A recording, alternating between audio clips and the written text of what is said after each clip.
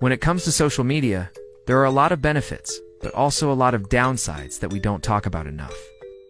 One downside is that it can really contribute to a comparison culture. And when we're constantly comparing ourselves to other people, it can really take a toll on our self-esteem and our mental health. According to a recent study, 42% of young adults say that social media makes them feel worse about their lives.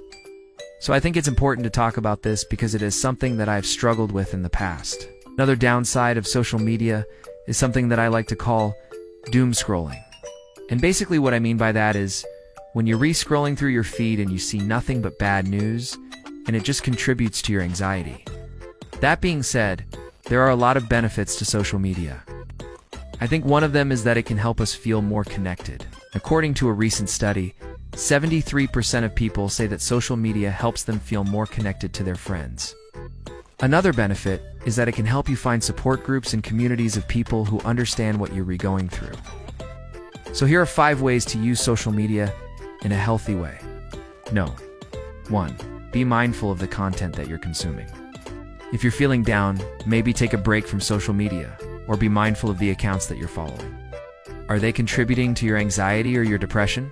If so, maybe it's time to take a break or two, unfollow some of those accounts.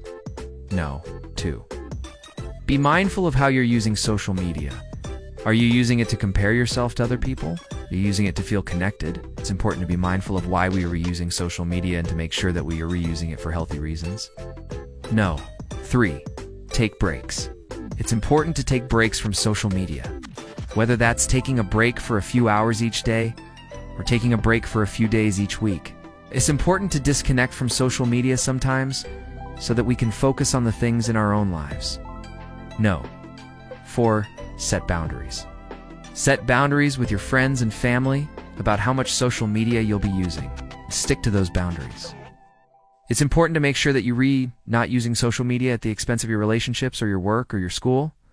5. Be kind to yourself. Be kind to yourself and to others when it comes to social media use.